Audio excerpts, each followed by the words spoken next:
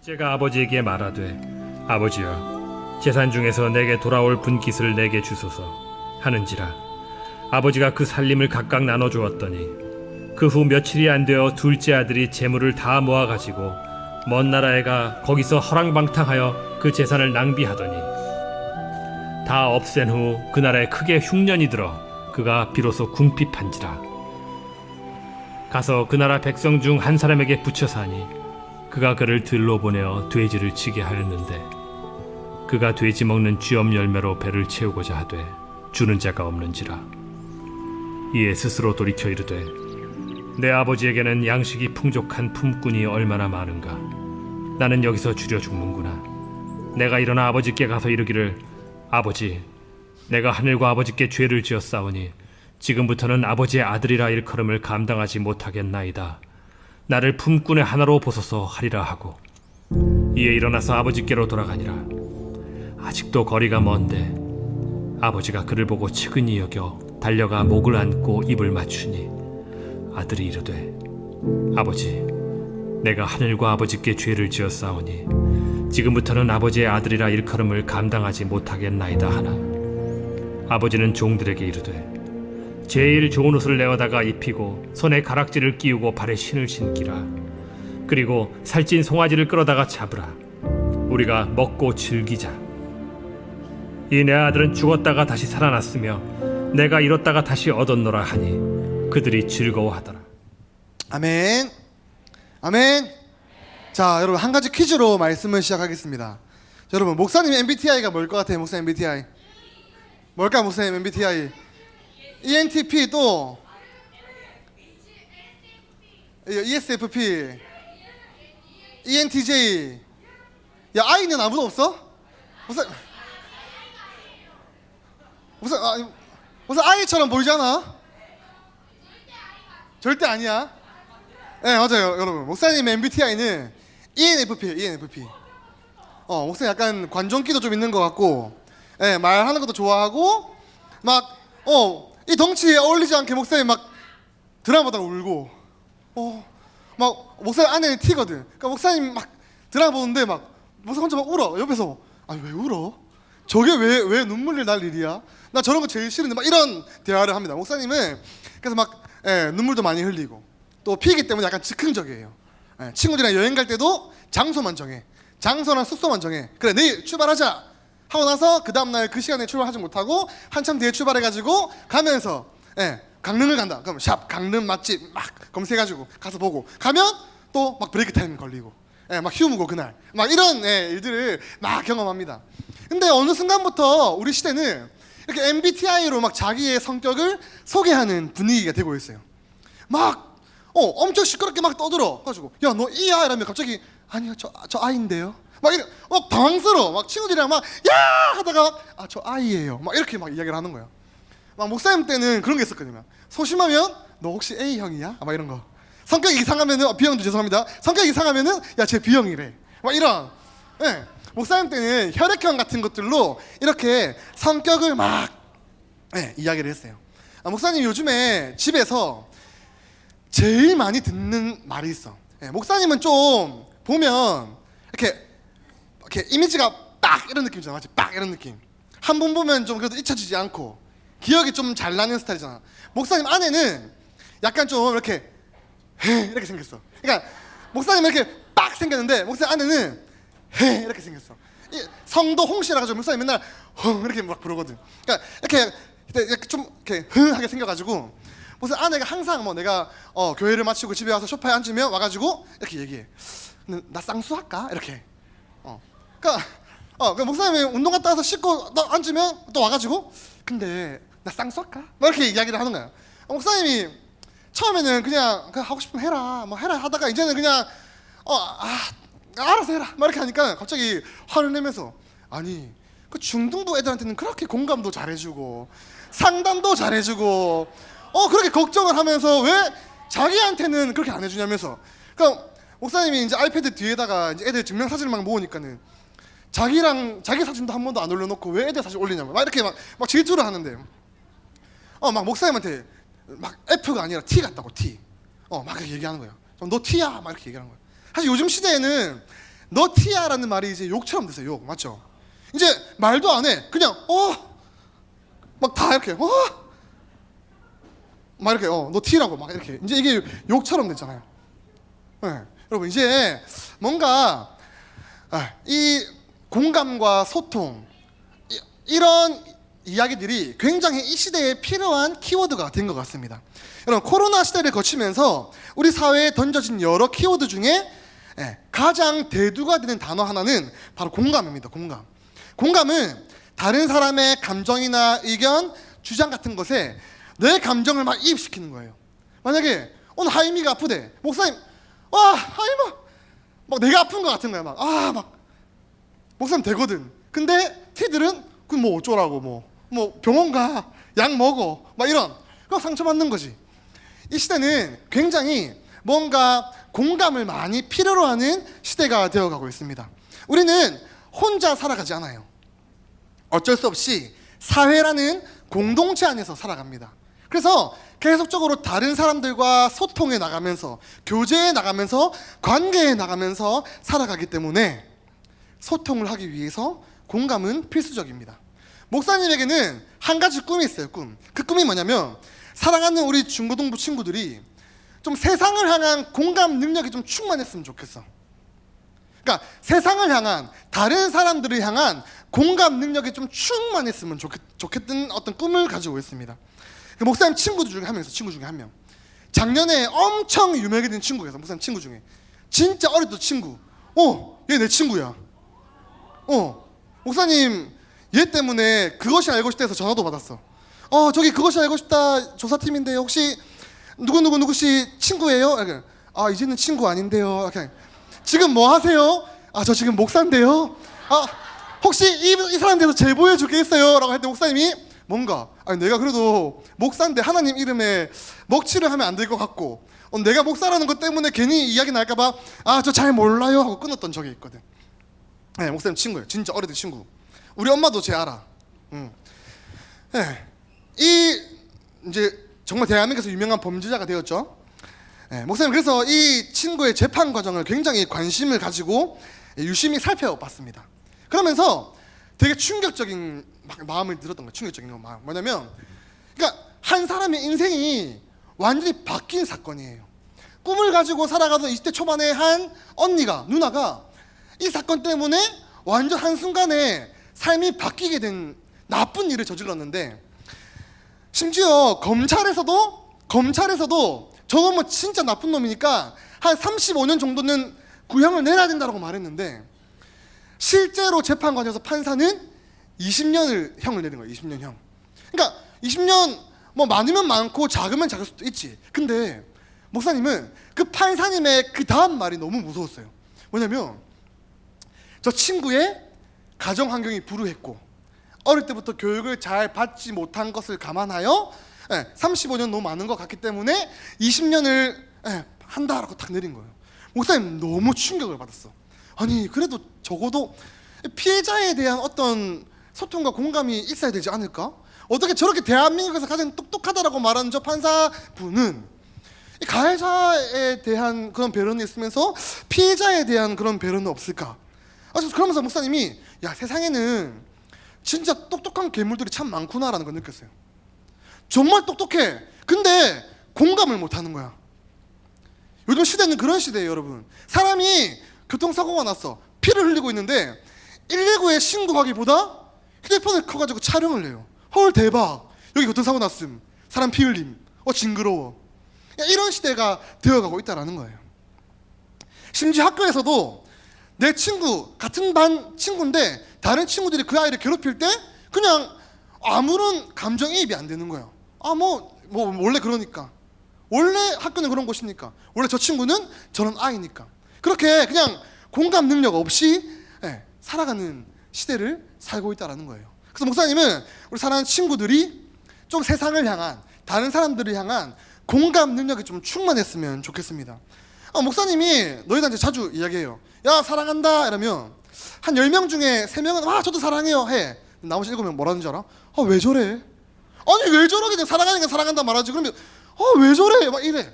그러니까 뭔가 사람이 사람에게 사랑한다라고 말하면 저도 사랑해요 정도 해줄 수 있잖아. 예원아 맞지? 해줄 수 있잖아. 이렇게 뭔가 좀 다른 사람들과 공감하는 것, 소통하는 그런 공감 능력이 좀 충만하면 좋겠습니다. 그게 목사님은 하나님께서 이 땅에 원하시는 그리스도인의 모습이라고 생각합니다. 오늘 우리가 살펴볼 본문도 좀 공감 능력과 관련되어 있는 본문이에요.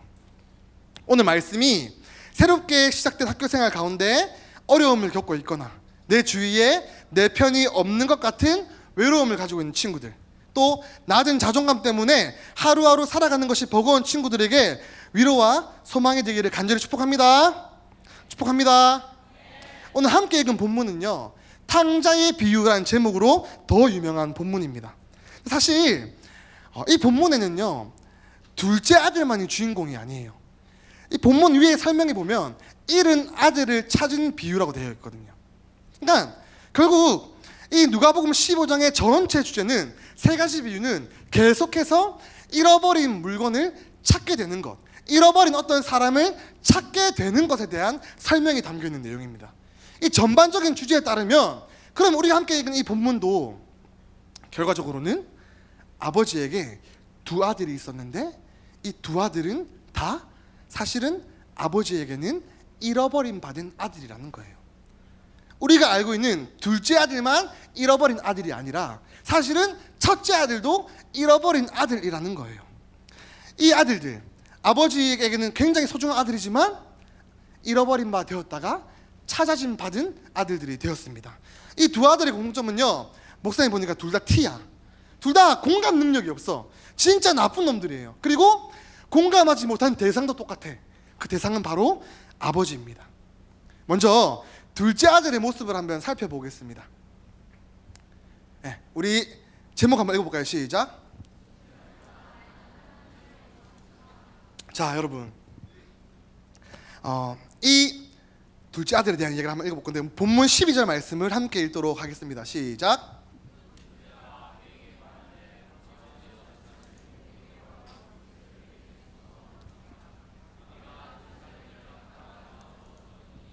아멘. 여러분, 이 아들이 대뜸 아버지에게 이렇게 얘기를 하는 거예요. 아버지, 어차피 돌아가시면 재산 다 나눠야 될 건데 그 좀 미리 주세요. 진짜 싸가지가 바가지지, 맞지? 아니, 살아계신 아버지 멀쩡하게 살아계신데 죽어야 받아야 되는 재산을 빨리 달라는 거예요. 여러분, 유산은 부모님께서 돌아가신 이후에 주어지는 거예요. 이 시대에도 뭔가 유산을 먼저 주세요라고 말하면 엄마가 얼마나 화내겠어. 아니, 이 새끼 내가 살아야 되는데 유산 나는 죽으란 얘기인가? 이런 생각하시지 않을까? 지금의 시대도 그런데 이 당시에는 이 요구가 더 어마어마한 요구였습니다. 그러니까 아버지 생전에 유산을 요구한다는 것은 아버지가 빨리 죽어주세요라고 하는 거예요. 아버지, 저는 더 이상 아버지 필요 없어요. 저 아버지 필요 없고 아버지 재산이면 충분합니다. 그냥 죽어주세요. 이런 표현과도 같은 말입니다. 그런데 이 아버지가 좀 이상해. 이 당시에 재산이라고 하면은 지금은 뭐 부동산이나 뭐 자동차나 뭐 이런 것들이 재산이겠지만 이 당시의 재산은 땅이었어요. 땅을 현금화하기 위해서는 시간이 좀 오래 걸려. 사람들도 만나야 되고 여러 가지 합의도 해야 되고 땅을 팔아야 되는 과정들이 있습니다. 근데 그 아버지는 실제로 그 재산을 처분해요. 처분하고 신명기 21장 17절의 규례대로 3분의 1의 재산을 둘째 아들에게 줍니다.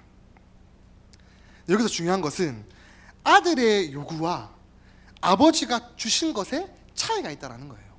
여러분, 이 당시 아들이 아버지에게 아버지 저에게 재산을 주세요, 저에게 저의 몫을 주세요라고 할 때 쓴 단어는 메루스예요. 메루스. 이 단어는 말 그대로 재산이야. 재산. 진짜 재산, 진짜 돈. 그런데 아버지가 나누어 준 살림은 메로스가 아니라 비오스인 거예요. 비오스. 이 비오스는 어떤 뜻이냐면 생명이라는 뜻이에요. 생명. 그러니까 재산을 요구한 아들에게 아버지는 지금 생명을 준다라는 거예요. 그러니까 아버지가 그냥 죽어줬으면 좋겠어요. 내가 차마 죽지는 못하는데 내가 이 재산 팔아서 내 생명과도 같은 이거 너에게 줄게. 아버지가 그렇게 하는 거예요. 이 아들은 아버지를 그냥 수단으로 여겨요. 수단. 나에게 돈 주는 기계. 전혀 정서적인 공감이 없어요. 아버지의 노고와 아버지의 은혜에 대한 감사가 없는 거예요. 그냥 죽어줬으면 좋겠다. 빨리 죽어야 저거 다 내 건데. 우리 아버지가 나한테 돈 주는 기계인데. 이렇게 수단으로만 사용한다라는 거예요. 그런데 그 아버지는 그냥 생명을 줍니다. 그러면 되는데 끝났으면 되는데 이 아들은 계속해서 아버지께 폐륜을 저질러요. 우리 본문 13절을 함께 읽겠습니다.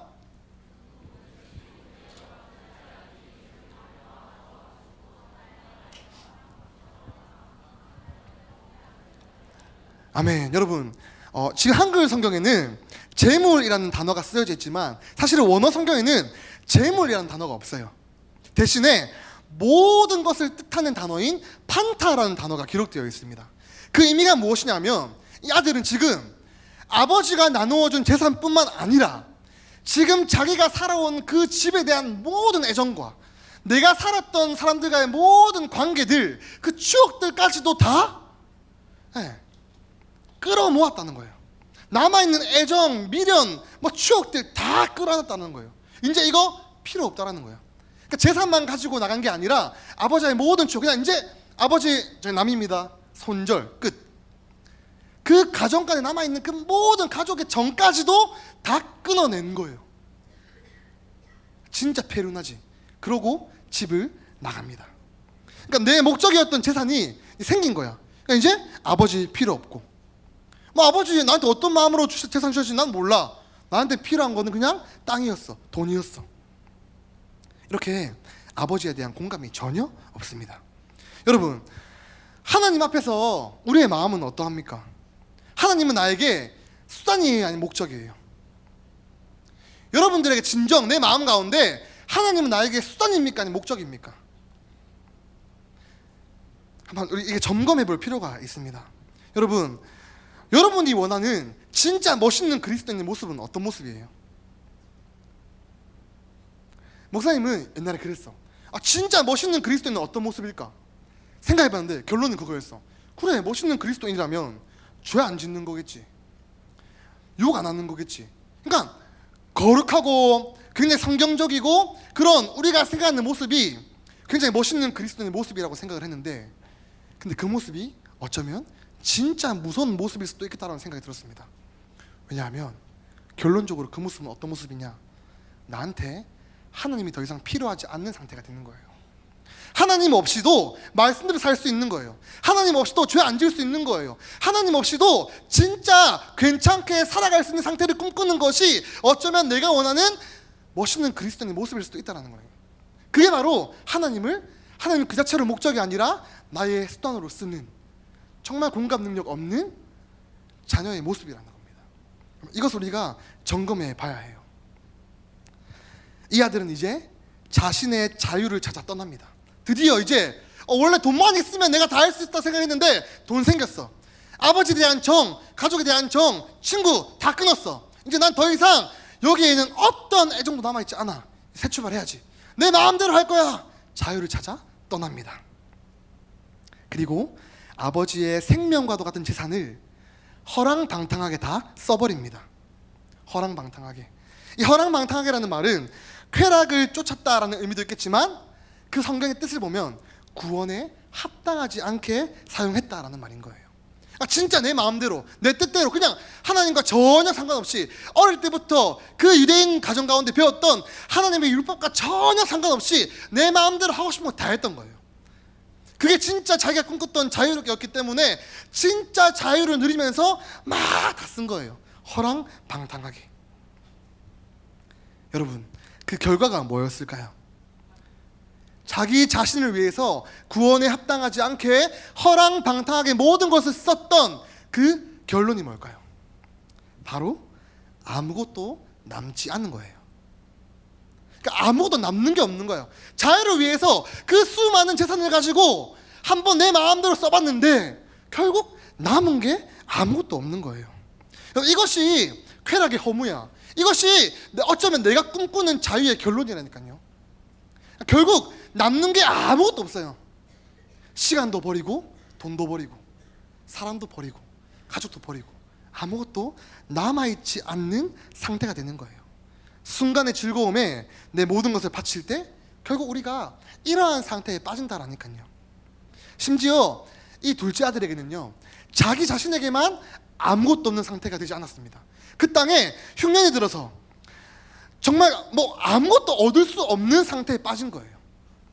누군가 나를 도와줄 수 있는 사람도 없고, 그냥 결국에는 아무것도 정말 하나도 남은 것이 없는, 그러니까 텅 비어버리는 상태가 된 거예요.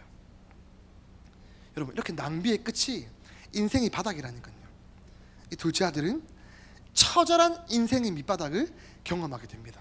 내가 꿈꾸던 자유를 누렸는데, 쾌락을 누렸는데, 그것의 결론은 결국 탕진, 아무것도 없는 것, 제로가 되어버린 겁니다.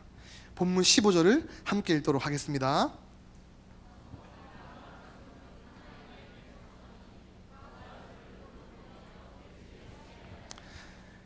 결국 누군가 자기를 거둬준 것 같아. 먼 나라에 이름도 등장하지 않는 한 사람이 그를 거두어 준 것 같아요. 그런데 이때 사용된 단어는요, 콜라오라는 단어인데, 이거는 매달리다, 집착하다라는 뜻인 거예요. 뭐냐면 이 아들은 지금 자기를 구원해 줄 만한 사람이 없기 때문에 이름도 모르는 어느 한 사람을 꽉 붙잡은 거예요. 그러니까 텅 비어버리니까 이 사람이 어떤 사람인지도 모르고 그냥 저 좀 살려주세요라고 하고 아무나 붙잡은 거예요. 아무나 붙잡았는데 이 사람이 진짜 또 나쁜 사람인가 봐. 아들에게 돼지치는 일을 시킨 거예요. 돼지치는 일. 야, 너 내 옆에 있고 싶어? 야, 내가 너 좀 살려줄까? 너 그러면 일해. 세상에 공짜가 어딨냐? 야, 일해. 나서 돈 벌어 와. 그 일이 바로 돼지를 치는 일이었습니다. 여러분, 그런데 유대 랍비 격언에는요, 이런 말이 있어요. 돼지를 사육하는 자는 저주를 받을지다. 돼지는 유대인들에게 정결한 짐승이 아니었어요. 부정한 짐승이었어요. 성경에 보면 명확하게 하나님은 이 돼지를 부정한 짐승으로 규정하고 있습니다. 그러니까 아마 이 아들은 자기가 조금이라도 먹고 살만했으면 절대로 그 일을 하지 않았을 거예요. 돼지를 치는 일은 유대인들에게 수치가 돼요. 수치. 진짜 절대로 하면 아무리 먹을 게 없고 아무리 가난해도 절대로 저것만 하면 안 되는 일이 돼지를 치는 일이라니까요. 지금 그 아들은 자기 목숨을 부지하기 위해서 붙잡은 사람에 의해 돼지를 치는 일을 하게 되어버렸습니다. 여러분, 진짜 고통과 한도 있겠죠. 근데 이뿐만이 아니에요. 지금 이 아들에게 가장 간절한 게 있습니다. 지금 이 처절한 상황 가운데 가장 간절한 게 있어요. 그게 뭘까요? 16절 말씀을 함께 읽겠습니다.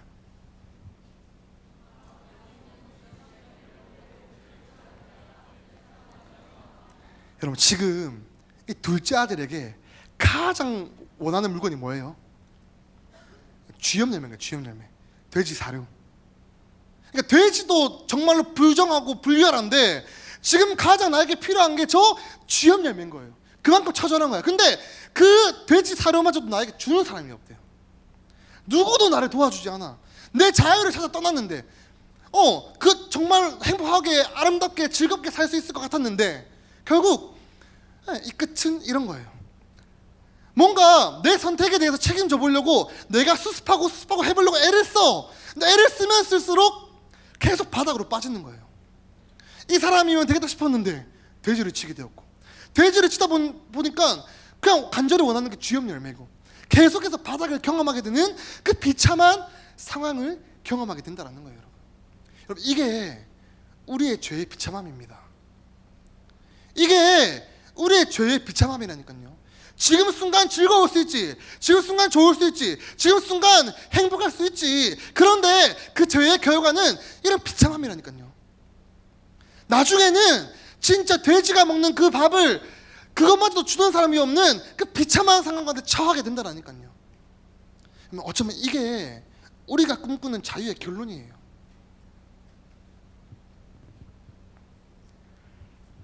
여러분, 정말로 더 이상 수습할 수가 없는 상황에 처했어요. 그때 비로소 이 아들은 아버지를 생각해요. 바닥에 있을 때, 비참한 상황에 있을 때, 내가 정말 등에 칼 꼽고 그렇게 폐륜 저지르면서 나온 그 아버지를 생각하는 거예요. 야, 짓나 보니까 진짜 개고생이다. 진짜 내 힘으로 행복하게 살 수 있을 것 같았는데 내 결론은 이거구나. 비로소 아버지를 생각을 해요. 우리 본문 17절에서 19절 말씀을 다 함께 읽겠습니다. 시작.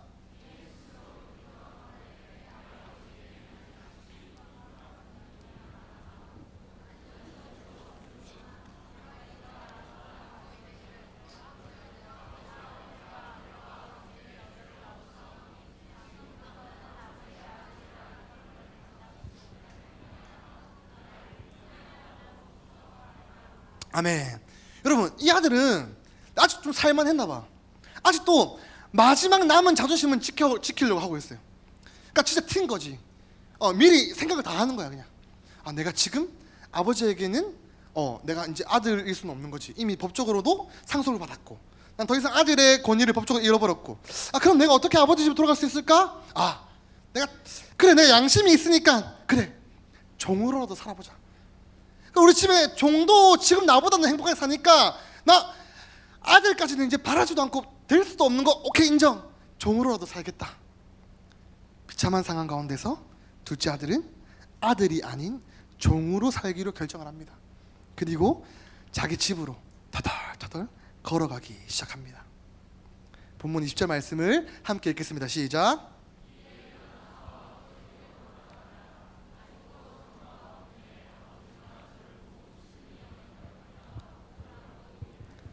아멘. 여러분, 여기서 상거가 먼데라는 말은 거리가 먼데라는 의미인 거예요. 아버지가 집에서 거리가 한참 떨어진 그곳에서 아들을 기다리고 있었던 거예요.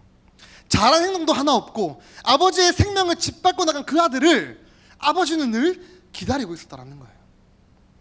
그러니까 아버지는 언제나 이 아들을 다시 돌아오기만 하면 아들로 여겨줄 준비를 하고 있었다는 거예요. 집 나가면 개고생할 걸 아니까 그래 너 한번 배워봐라 해가지고 내보냈는데 언제 돌아오나 기다리고만 있었다는 거예요. 이 둘째 아들은 자기 자존심 다 생각하면서 머리로 짱구 다 굴려서 내가 아들로는 못 사니까 종으로도 사겠다 그렇게 하고 있는데, 이 아버지는 여전히 아버지로서 그 아들을 기다리고 있는 거예요. 그러니까 심지어 멀리서 보고 뛰어가 막 달려가는 거예요.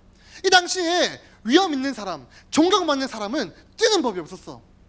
그러니까 어른이 달린다는 것은 놀림받을 일이거든요. 부끄러운 일이거든요. 그 모든 부끄러움을 무릅쓰고 아들을 향해 뛰어가는 거예요. 아들아 뛰어가는 거예요. 그 심지어 이 아들이 변명을 할 기회도 주지 않아. 제가 아니야. 달려가서 끌어안는 거예요. 아들의 변명을 듣지도 않아. 괜찮아. 너 돌아온 걸로 괜찮아. 야, 너 내 아들이잖아. 괜찮아. 아무 말도 하지 마. 아버지가 그냥 아들을 안아주는 거예요. 그만큼 그 아들은 아버지에게 소중한 존재였다는 거지. 이상해, 아버지는 100%F야. 생각하지 않아. 그러니까 아들이 돌아왔다. 내가 너무나 보고 싶었고 내가 너무 사랑하는 그 아들이 돌아왔다. 그거에 기뻐하고 감사하는 거예요. 그래서 와락 안아줍니다. 본문 21절을 함께 읽겠습니다. 시작.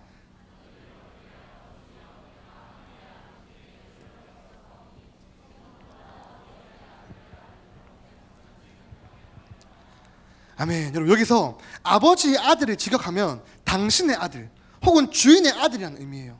아니, 아버지가 안아줬는데 이 아들은 아버지라 부르지 못해. 우리 아버지인데 우리 아버지라 부르지 못하는 거예요. 왜냐면 나도 아는 거지, 아버지라 부를 수 없는 걸. 나는 이 집에 종으로라도 살고 싶어서 왔거든. 그러니까 아버지가 아니라 저기요, 아저씨, 주인님 이런 거야. 아버지를 아버지라 부르지도 못하는 거야. 그러니까 법적으로도 도리적으로 더 이상 다 자기가 아들의 권위를 회복하는 거는 있을 수 없는 일인 걸 안 거야. 자기도 지가 한 일을 알거든. 법적으로 이미 남이 되어버렸거든. 법적으로 이미 아버지 죽였거든. 법적으로 이미 자기의 권리를 다 취했거든.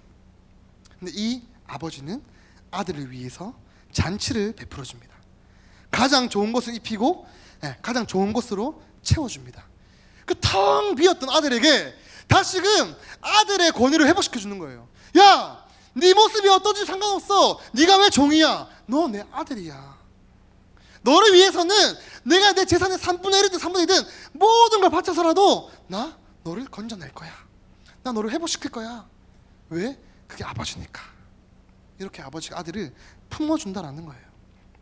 그럼 이게 나를 향한 하나님 아버지의 마음인 거예요. 내가 어떤 모습이든 내가 어떤 상황이든 하나님은 나를 사랑하신다라는 거예요. 나는 하나님의 자녀인 거예요. 이게 우리의 정체성이 되어야 되는 것이고, 이 사랑을 경험하고 회복할 때 나는 하나님 안에서 흔들리지 않는 자존감 가운데 살아갈 수 있다는 겁니다. 이 사랑을 우리가 회복해야 되고, 이 사랑을 우리가 경험해야만 한다는 거예요. 나의 가정의 형편이 어떠한지가 중요하지 않습니다. 늘 그 학교에 있는 그 장소에만 가면 나를 힘들게 떠오르게 만드는 그 트라우마 때문에 아무것도 못하는 나는 더 이상 아무것도 아닌 거예요. 하나님 앞에서는 괜찮아, 그 모습도 괜찮아, 너 트라우마 괜찮아, 그 모습도 그냥 자녀로 여겨주는 모습이라는 거예요. 아무도 나를 그냥 종기 여겨주지 않고, 야 너는 쓰레기야, 너 같은 놈이 뭘, 이런 말을 하더라도 하나님께는 상관이 없다라는 거예요. 왜? 내 자녀니까. 우리 하나님은 우리를 그렇게 사랑해 주시는 분이십니다. 여러분, 이 놀라운 사랑을 깨달을 때 우리는 무너지지 않을 수 있습니다. 지금 내 상황이 처절한 고통 가운데 있습니까? 내 상황이 무언가 회복되고 싶은데 자신이 없는 상황 가운데 있어요? 나 좀 변해보고 싶은데 의지는 있는데 행동으로 나오지 않는 사람들이 있어요? 여러분, 오늘이 바로 아버지께로 돌아갈 때입니다. 그 모습대로 한번 가보라니까요. 우리 하나님은 그냥 괜찮다 말씀해 주신다라는 거예요. 야 괜찮아, 잘했구나, 나 너 기다리고 있었어. 여러분, 이게 이 땅을 살아가는 우리의 힘입니다. 이게 내가 나를 포기하지 않을 수 있는 귀한 자존감입니다. 헨리 나우에는 탕자의 귀향이라는 책에서 이렇게 말해요.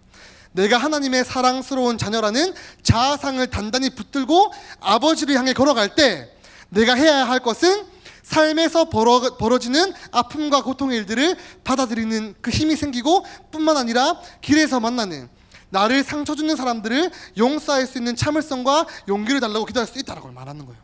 뭐냐면 내가 하나님의 자녀다 라는 자아상, 내가 하나님의 자녀다 라는 정체성을 가지고 아버지께 걸어갈 때 내가 해야 할 것은 이건 거야. 나는 그래도 살아갈 수 있는 힘이 있어. 나는 그래도 하나님의 자녀야. 하나님은 나를 여겨주셔. 하나님 나를 자녀를 품어주셔. 아무리 세상 사람들이 나를 보고 너는 안 돼, 너는 희망이 없어, 너는 소망이 없어 그렇게 평가할지언정 나는 괜찮아. 왜? 하나님 나를 여겨주시니까. 그러면서 기도하며 나아가는 거예요. 주님 도와주세요, 도와주세요. 하나님, 나는 주님의 자녀입니다. 세상 사람들이 뭐라고 말해도 나는 주님의 자녀입니다. 이렇게 걸어갈 수가 있는 것입니다. 사랑하는 여러분, 작은 것에 힘들어할 필요가 없어요. 살아가는 게 버거워요? 그러면 우리는 끝까지 기도하면 돼요. 그리고 나를 힘들게 하는 사람들을 오히려 불쌍히 여길 수 있는 그런 마음이 생기게 됩니다. 내가 하나님의 자녀라는 정체성이, 이것이 학교 생활을 해나가는, 일상을 살아가는 우리가 회복해야 할 정체성입니다. 짧게 이제 두 번째로 첫째 아들의 모습을 한번 살펴보겠습니다. 한번 제목 한번 읽겠습니다. 시작. 여러분, 이렇게 돌아온 둘째 아들 뒤에 성경은 의도적으로 첫째 아들에게 주목하기 시작합니다. 이 아버지는 둘째 아들이 돌아오는 기쁨에 막 너무 기뻐서 살찐 송아지를 잡아서 잔치를 엽니다. 근데 첫째 아들은 그 소식도 듣지 못한 채, 잔치가 벌어진 것도 못한 채 그냥 자기만의 일을 하고 있었어요. 본문 25절에서 27절을 함께 읽겠습니다. 시작. 맏아들은 밭에 있다가 돌아와 집에 가까웠을 때에 풍류와 춤추는 소리를 듣고 한 종을 불러 이 무슨 일인가 물은데 대답하되 당신의 동생이 돌아왔음에 당신의 아버지가 그의 건강한 몸을 다시 맞아들이게 됨을 인하여 살찐 송아지를 잡았다 하니. 아멘. 여러분, 아버지는 둘째 아들이 죽은 줄 알았어요. 죽은 줄 알았던 그 아들이 그래도 건강하게 돌아오니까 그게 너무 기쁜 거야. 그래서 야 우리 아들 돌아왔다, 나 너무 기쁘다, 잔치를 여는데 첫째 아들은 그리 기분 좋아 보이지가 않아. 백바티라니까. 아버지가 그렇게 기쁜데 별로 기뻐하지 않아. 그에게는 동생에 대한 사랑이 없었던 거예요. 아버지에 대한 공감이 없었습니다. 그에게도 똑같이 평생 아버지를 모시고 살았는데 그 자신의 억울함과 막 계속 억울한 거야. 평생 아버지 모시면서 나도 좀 저 동생처럼 한번 살아보면 어땠을까라는 생각하지 않았을까? 야, 저 동생 놈은 내가 생각만 하던 일을 하네? 부럽기도 하고 밉기도 하고 나갔을 때 그래 잘 먹고 잘 살아 나쁜 놈 넌 이제 남이다 막 이렇게 생각을 했던 것 같아요. 그래서 모두가 즐겁고 행복한 이 잔치에 유일하게 이 첫째 아들만 즐기지 못해요. 첫째 아들만 그 잔치에 참여하지 못한다라는 거예요. 28절을 함께 읽도록 하겠습니다. 시작. 저가 노하여 들어가기를 즐겨 아니하거늘 아버지가 나와서 권한대. 첫째 아들은 이제 분노하고 있어요. 분노. 지금껏 자기의 삶을 돌아보면서 나 너무 불쌍한 것 같아. 나는 아버지 옆에서 평생 이렇게 열심히 일하며 살았는데 나를 위해서는 잔치도 한번 안 열어줘 놓고, 나 정말 열심히 일했는데 섬겼는데 나를 위해서는 잔치도 안 열어줘 놓고 왜 저 나쁜 놈에게는 잔치 열어주는 거지? 첫째 아들에게 화가 나기 시작했습니다. 근데 이 아버지 대단해. 화내지 않아. 나와가지고 막 인상 쓰는 아들에게 막 가서 막 달래는 거야. 엉덩이 두드려주면서 우쭈쭈 해주는 거예요. 야, 왜 그래? 같이 들어가자. 야, 이 아빠 얼굴 한번 봐서라도 좀 들어가자. 네 동생이잖아. 왔잖아. 잔치 참여하자.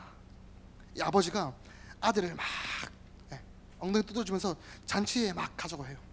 근데 이 맏아들은 아버지에게 화를 내요. 그리고 그 요청에 응답하지 않아요. 그러니까 성경에 의도적으로 이 첫째 아들이 잔치 자리에 들어갔다라는 말이 쓰여있지가 않다니까요. 어떻게 되었는지 우리의 추측에 맡기는 거예요. 보면 29절과 30절을 함께 읽겠습니다. 시작.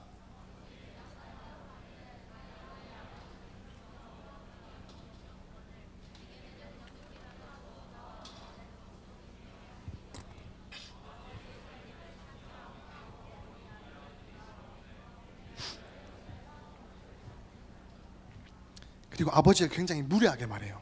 한글 성경에는 없지만 헬라어 원문과 NIV 성경을 보면 실제로 보소서라는 단어가 있는 거예요. 그러니까 쉽게 말하면 아버지한테 이것 보세요 하는 거야. 진짜로 막 이것 보세요 아버지한테 막 너무 화가 난 거예요. 아니 아들이 아버지에게 화가 난다고 이렇게 무례하게 대하는 거예요. 지금 이 첫째 아들의 분노의 이유가 뭘까요? 여러 가지가 있겠지만 팀 켈러 목사님이 이렇게 말해요. 동생이 돌아오고 난 이후에 자신에게 찾아올 손해 때문에 분노했다고 말합니다. 이미 동생은 아버지로부터 3분의 1의 재산을 얻어갔어요. 그리고 허랑방탕하게 구원에 합당하지 않게 마음대로 썼어요. 근데 그 반대로 자기는 아버지께 받은 재산을 잘 지키고 있었던 거예요. 아버지는 재산을 각기 나눠줬거든요. 각기. 자기는 그 재산을 잘 지키고 있었다는 거예요. 지금 저 망나니 같은 아들에게 잡은 저 송아지도 내 거라는 거예요. 내 거. 내 건데 왜 줘? 쟤 다 가져갔잖아. 저 내 건데 왜 주냐고. 다 가져갔잖아. 심지어 망했네. 제 아들 또 되면 지금 내가 지키고 있었던 거 또 3분의 1대가 줘야 되는데 화가 나는 거예요. 나는 평생 이렇게 아버지 옆에서 내 거 잘 지키고 있었는데 내가 왜 줘야 돼? 진짜 공감 능력이 1도 없습니다. 그래서 이 아들은 아버지의 기쁨에 참여하지 않는 거예요. 아버지의 기쁨에 공감하지 않고 있는 거예요. 여러 해 동안 아버지를 잘 섬겼다고 말하면서도 진짜 그 아버지가 뭘 원하고 있었는지 몰랐던 거예요.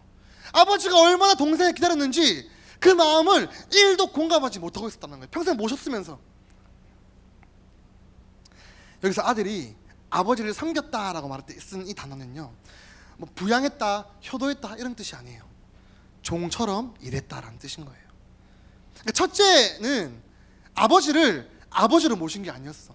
근데 스스로 그냥 종처럼 산 거예요. 그냥 아버지의 마음을 모른 채, 아버지가 나를 얼마나 사랑하는지 알지도 못한 채 그냥 아버지가 무섭고 여러 가지 상황이 힘들어서 그냥 겁에 질린 채 종처럼 살았다라는 거예요.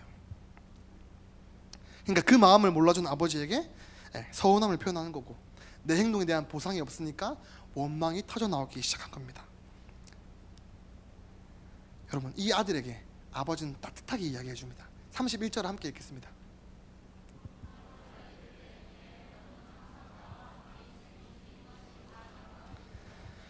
첫째 아들은 이 사실을 몰랐던 거예요. 아버지를 오해했어요. 그러니까 스스로 아들이 아닌 종으로 살았다는 거예요. 동생은 동생이 아니야. 그냥 내 재산의 경쟁자일 뿐이었던 거예요. 그래서 모두가 기뻐하는 일에 혼자서 기뻐하지 못합니다. 여러분, 혹시 이 모습이 내 모습은 아니에요? 하나님께 내가 어떤 죄를 용서받았는지 다 처음에는 하나님 어떻게 나 같은 사람 용서해 주십니까? 어떻게 나 같은 놈을 자녀로 받아주시고 은혜를 주십니까? 감사했는데 시간이 지나면서 그 은혜를 잊는 거예요. 그냥 그 은혜를 잊고 어떻게든 내 힘으로 하나님 은혜에 대해서 한번 갚아보려고 막 애를 쓰면서 살아가고 있잖아요.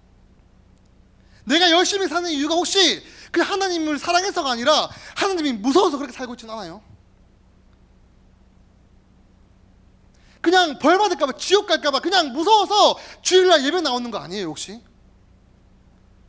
그러니까 지옥 가기 싫으니까 그냥 그래 예배 자리만 나오면 괜찮겠지, 그런 마음으로 예배에 나오지 않습니까? 그런 마음으로 지전을 하지 않습니까 여러분?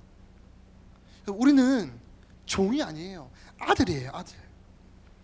우리 순간순간 하나님이 나에게 베풀어주신 은혜를 잊기 때문에, 그 하나님의 마음을 잃어버리기 때문에, 그래서 내가 하나님을 오해하고 나 스스로 아들이 아니라 자꾸만 종으로 살아가려고 하는 모습들이 많은 거예요.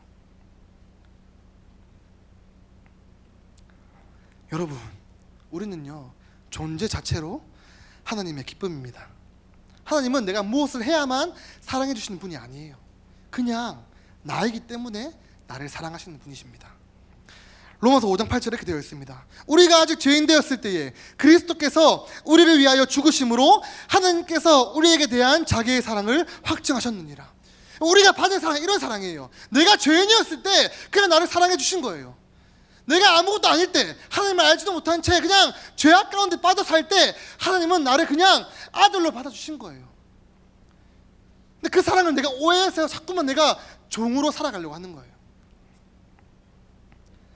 여러분, 그래서 우리는 하나님을 오해하지 말아야 됩니다. 하나님의 사랑을 오해하지 말아야 돼요. 그 사랑이 내가 살아가는 힘이 되어야 합니다. 여러분, 하나님의 사랑은 이 세상에 있는 사랑으로 이해할 수가 없는 사랑이에요. 하나님의 사랑은 그 사랑을 맛보아야지만 깨달을 수 있는 사랑인 거예요. 그 사랑을 깨달은 자들만 그 사랑이 무엇인지 알 수 있다니까요. 왜 우리가 예배드리면 기쁘고, 왜 우리가 찬양하면 기쁘고, 왜 우리가 기도하면 기쁩니까? 그 맛을 봤기 때문인 거예요. 그 은혜를 누린 사람들만 그 기쁨을 누리며 살아갈 수 있다니까요. 그런데 왜 자꾸 종으로 살아가려고 하냐고요. 하나님이 나에게 베푸신 사랑이 어떤 사랑인지 아는데 왜 자꾸 우리는 아들이 아니라 종으로 살아가려고 하냐, 이 말입니다. 여러분, 첫째 아들은요 아버지의 요청에 응답한 내용이 나오지 않습니다. 이 비유는 열린 결말로 끝이 나요. 만약에 내가 첫째 아들이었으면 여러분은 어떤 선택을 했을 것 같아요? 말씀을 정리하겠습니다. 여러분, 오늘 우리가 살펴본 본문의 주인공은요 아들이 아니었어요. 한번 읽어볼까요? 시작.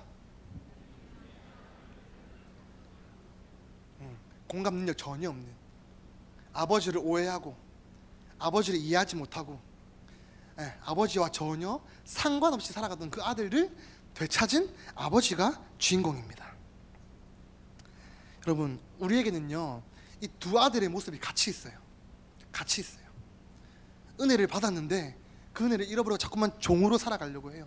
자꾸 일만 하려고 해요. 아버지는 야, 일 안 해도 돼, 괜찮아, 이 집에 있는 거 다 네 거야 라고 말하는데, 사랑을 받았는데 자꾸만 뭔가 해야 될 것 같은 거야. 왜? 내 재산을 이미 받아가지고 법적으로 이미 아들이 아니게 되어 그런 경험이 있기 때문에, 내가 염치가 없기 때문에 뭔가를 하려고 합니다. 근데 하나님은 괜찮아, 그렇지 않아도 돼, 이렇게 말씀하시거든요. 여러분, 왜 우리는 하나님의 사랑을 온전히 이해할 수 없을까요? 보네포 목사님은 나를 따르라는 책에서 이렇게 이야기합니다. 값싼 은혜, 하나님의 은혜로 삶이 변화되지 않는 사람들은 그 은혜에 수반된 엄청난 희생을 제대로 깨닫지 못했으며, 따라서 복음을 제대로 깨닫지 못한 것이다. 하나님의 보편적 사랑을 막연히 알 뿐이지 죄의 심각성과 그리스도가 우리를 위해 이루신 일의 의미에 대해서는 아직 잘 모른다. 여러분, 내가 하나님을 오해하는 이유는요 내가 아직 하나님을 잘 모르기 때문인 거예요. 지금 내가 받은 사랑 너무나 기쁜데 그 사랑이 전부가 아닌 거예요. 여러분, 더 큰 하나님의 사랑이 있다라는 거예요. 내가 변화되지 않고 바뀌지 않는 것은 하나님의 은혜와 하나님의 사랑을 제대로 깨닫지 못했기 때문이라는 거예요. 여러분, 그 사랑을 진짜 깨달았으면 좋겠습니다. 진짜로 반주 좀 해주시겠어요? 여러분, 목사님이 처음에 설교 도입 때 이현우라는 친구에 대해서 이야기했습니다. 진짜 범죄자. 목사님 중학교 때 새벽에 너무 집에 들어가기 싫은 거야. 그날따라 너무 밖이 좋은 거야. 목사님 밤 공기 좋아하거든. 밤 공기도 너무 좋고 막 친구들이랑 같이 있는 게 너무 재밌는 거야. 그래서 막 밤새도록 여기 갔다가 저기 갔다 막 돌아다니고 있었어. 근데 목사님 엄마 아빠가 새벽 3시 반, 4시 온 동네를 막 돌아다니고 있는 거예요. 그날이 토요일이었거든. 토요일. 목사님 엄마는 전도사님이에요. 그래서 그날 새벽에 들어가야 됐고, 아버지도 일하시고 늦게 퇴근했는데 잠을 못 주무셨던 거야. 나를 찾으러 온 동네를 막 돌아다니고 있었던 거예요. 그때는 그게 진짜 창피했거든. 아니 왜 내 친구들 엄마들 아무도 안 나오는데 왜 우리 엄마 아빠만 나오는 거지? 그 목사님이 옆에 있는 친구 불러가지고 야 니 좀 가서 좀 못 봤다고 좀 보내라 막 시켰어.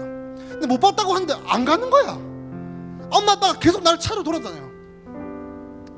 목사님이 짜증이 나서 집에 짜증이 나서, 아니 다른 친구들 엄마 아빠는 나와주는데 엄마 아빠 왜 나와서 나를 찾냐고. 나도 좀 놀자 왜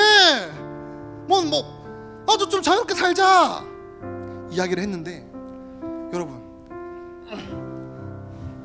그 엄마 아빠가 아무도 안 나온 친구들의 결론과 지금 목사님의 결론이 너무 다른 거예요. 목사님은 지금 나를 찾으러 다니는 그 엄마 아빠의 사랑이 너무 감사해. 왜냐하면 그 범죄자 이현우는 그 사랑을 못 받아서, 그 사랑을 몰라서 대한민국에서 제일 유명한 범죄자가 됐거든요. 목사님은 그 사랑 때문에 하나님의 사랑을 깨달은 거예요. 그리고 목사가 됐습니다. 여러분, 지금 내 상황 가운데 내 삶 속에 너무나 많은 하나님의 사랑이 막 느껴지는 것들이 참 많아요. 근데 우리가 오해하는 것은 그 사랑의 의미가 뭔지 모르기 때문인 거예요. 그 사랑의 가치가 뭔지 모르기 때문인 거예요. 여러분, 그 은혜가 얼마나 귀한지 모르기 때문에 하찮게 여기는 거예요. 여러분들, 그 사랑이 회복되어야 내가 온전히 살아갈 수가 있습니다. 그 사랑이 회복되어야 내가 정말 주 안에서 기쁘고 행복하게 참된 자녀로 살아갈 수가 있습니다. 오늘 그 사랑을 좀 회복했으면 좋겠어요. 함께 찬양 불렀으면 좋겠습니다. 가사를 한번 묵상해 보면서 가사를 한번 잘 기억해 보면서 함께 찬양하겠습니다.